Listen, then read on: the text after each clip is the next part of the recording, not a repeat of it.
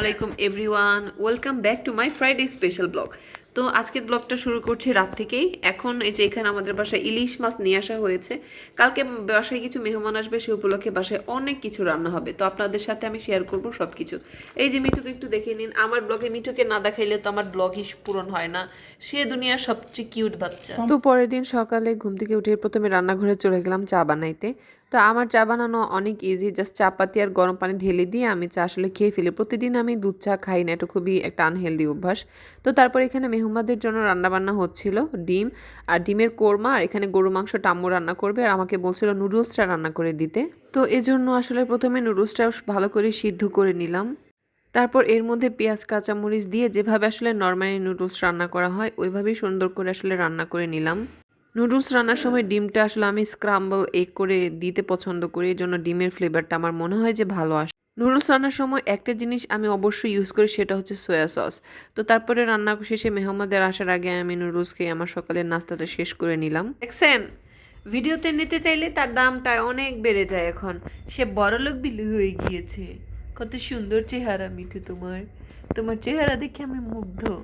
তোমার মতো সুন্দর মিঠু দুনিয়াতে কি একটাও আছে? দেখেন গাইস, এটা সুন্দর মিঠু কি আপনারা কোথাও পাবেন দুনিয়া খুঁজে? তার চোখ দুটো কত সুন্দর। এই মিঠু, এদিকে তাকাও, তুমি এদিকে তাকাও, বেদ্দব বিলাই। এইদিকে লুক অ্যাট দ্য ক্যামেরা, মাশাআল্লাহ খুবই সুন্দর লাগে তোমাকে। তো বিড়ালের সাথে কতক্ষণ টাইম স্পেন্ড করার পর এখানে আমি আমার ড্রেসটা চেঞ্জ করে নিলাম, যেহেতু বাইরের মানুষ আসবে। আমার পছন্দ মতো একটা জামা পরে নিলাম। তো মেহমানদের খাওয়া দাওয়ার পরে এখন আমি আমার দুপুরের খাবারটা খেতে চলে আসছি। আজকে দুপুরের মেনুতে ছিল চিংড়ি মাছ আর সাথে ছিল ডিমের কোরমা। পার্সোনালি ডিমের কোরমাটা আমি খেতে অনেক পছন্দ করি, এজন্য আমি 2টা ডিমের কোরমা খেয়েছি। গরুর মাংস ছিল, যেটা আমি আজকে আর খাইনি, কারণ গরুর মাংস খাইলেই আমার মাথা ঘোরে।